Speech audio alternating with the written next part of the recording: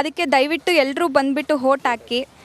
ನಿಮ್ಮ ಒಂದು ವೋಟು ಇಲ್ಲಿ ತುಂಬ ಇಂಪಾರ್ಟೆಂಟ್ ಆಗುತ್ತೆ, ನಮ್ಮ ದೇಶದ ಭವಿಷ್ಯನ ನಿರ್ಧಾರ ಆಗುತ್ತೆ. ಅದಕ್ಕೆ ಎಲ್ಲರೂ ಬಂದುಬಿಟ್ಟು ವೋಟ್ ಹಾಕಿ ಅಂತ ಕೇಳ್ಕೊತೀವಿ. ಆ ಮೂಲಕ ಇಡೀ ದೇಶಕ್ಕೆ, ಇಡೀ ರಾಜ್ಯಕ್ಕೆ ಲೋಕಸಭಾ ಕ್ಷೇತ್ರ, ಶಿವಮೊಗ್ಗ ಲೋಕಸಭಾ ಕ್ಷೇತ್ರಕ್ಕೆ ಮಾದರಿಯ ಮತಗಟ್ಟೆ ಇದು.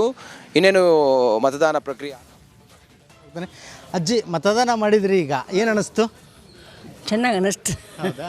ಪಾಡಾತು, ಒಳ್ಳೇದಾಯ್ತು, ಒಳ್ಳೆ ಬಿಡಿ BJP ಅನ್ನೋದು ಪಾಡಾತು. ಅಜ್ಜಿ ಈಗ ಹೊಸ ಮತದಾರರಿಗೆ ಮತ್ತು ವೋಟ್ ಹಾಕೋರಿಗೆ ಏನು ಹೇಳ್ತೀರಾ ಅಜ್ಜಿ? ಏನು ಹೇಳಬೇಕು, ನೀವು ಏನು ಹೇಳ್ತೀರ ಅದು? ವೋಟ್ ಮಾಡೋಕ್ಕೆ ಯಾರೂ ಬರೋದಿಲ್ಲ ಮತಗಟ್ಟೆಗೆ ಇವಾಗ. ಸೊ ಅಂಥದ್ರಲ್ಲಿ ನೀವು ಈ ವಯಸ್ಸಲ್ಲಿ ಬಂದಿದ್ರಲ್ಲ ಅವ್ರಿಗೆ ಮಾದರಿ. ಸೊ ಏನು ಹೇಳ್ತೀರಾ ಅವರಿಗೆ? ಒಳ್ಳೇದಾಗಲಿ ಅಂತಾನೆ.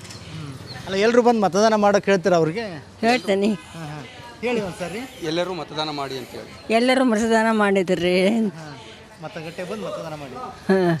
ಅಜ್ಜಿ ತಮ್ಮ ಹೆಸರು ಏನ್ರಿ? ಹೆಸರು ಹೆಸರು ಹೆಸರು ಹೆಸರು ಚೆನ್ನಮ್ಮ. ವಯಸ್ಸು? ವಯಸ್ಸು 90. 90 ವಯಸ್ಸು. ರಾಣಿ ಚೆನ್ನಮ್ಮನ ಥರ ಬಂದು ತಾವು ವೋಟ್ ಹಾಕಿದ್ದೀರಾ ಇವಾಗ? ಹಾಕ್ತಾನೆ, ರಾಣಿ ಚೆನ್ನಮ್ಮ.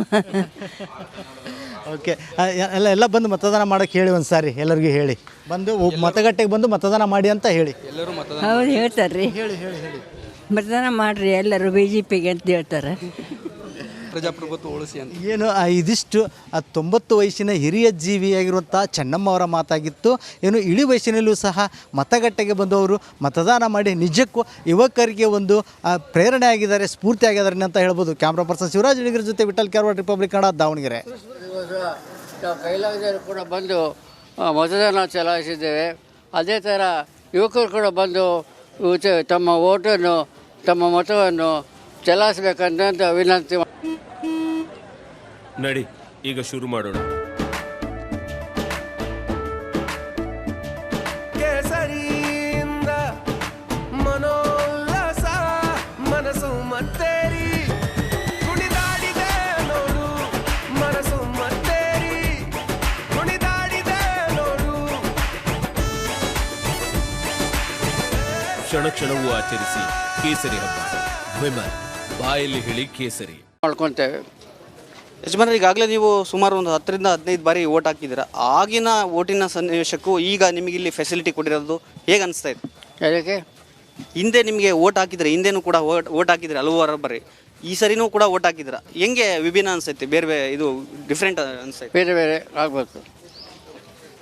ಅಮ್ಮ, ನೀವೇನು ಹೇಳ್ತೀರಮ್ಮ? ನೀವು ಈಗಾಗಲೇ ಸಾಕಷ್ಟು ಬಾರಿ ವೋಟ್ ಹಾಕಿದ್ದೀರಾ, ಈ ಸತಿ ನಿಮ್ಗೆ ಏನು ಅನಿಸ್ತೈತೆ? ಇವಾಗ ಎಷ್ಟೋ ಸಲ ನಾವು ನಡ್ಕೊಂಡೇ ಹೋಗಿ ಎಲ್ಲ ಮಾಡಿವಿ, ಆದರೂ ಕೂಡ ಇವಾಗ ಕೈಲಾಗದೆ ಹೋದರೂ ಕೂಡ ಎಷ್ಟೋ ಉತ್ಸಾಹದಿಂದ ಬಂದು ನಾವು ಯಥಾ ರೀತಿಯಾಗಿ ಎಲ್ಲ ಮತವನ್ನು ಹಾಕಿ ಮತ ಚಲಾಯಿಸಿ ಅವ್ರನ್ನ ಗೆಲ್ಲಿಸಬೇಕು ಎಂಬುದೇ ನಮ್ಮ ಉದ್ದೇಶದಿಂದ ಬಂದಿವೆ. ಆದ ಕಾರಣ ಯುವತಿಯರು ಕೂಡ ಬಂದು ಇದೇ ರೀತಿ ಮತವನ್ನು ಹಾಕಬೇಕಂತೇಳಿ ನಾನು ಕೇಳ್ಕೊಳ್ತಾ ಇದ್ದೀನಿ. ಇಲ್ಲೆಲ್ಲ ಚುನಾವಣಾ ಸಿಬ್ಬಂದಿ ಯಾವ ರೀತಿ ಸಹಕಾರ ಕೊಟ್ಟರಮ್ಮ ನೀವು? ಪಾಪ ಎಲ್ಲರೂ ಬಹಳ ಚೆನ್ನಾಗಿ ನೋಡಿಕೊಂಡ್ರು. ಪಾಪ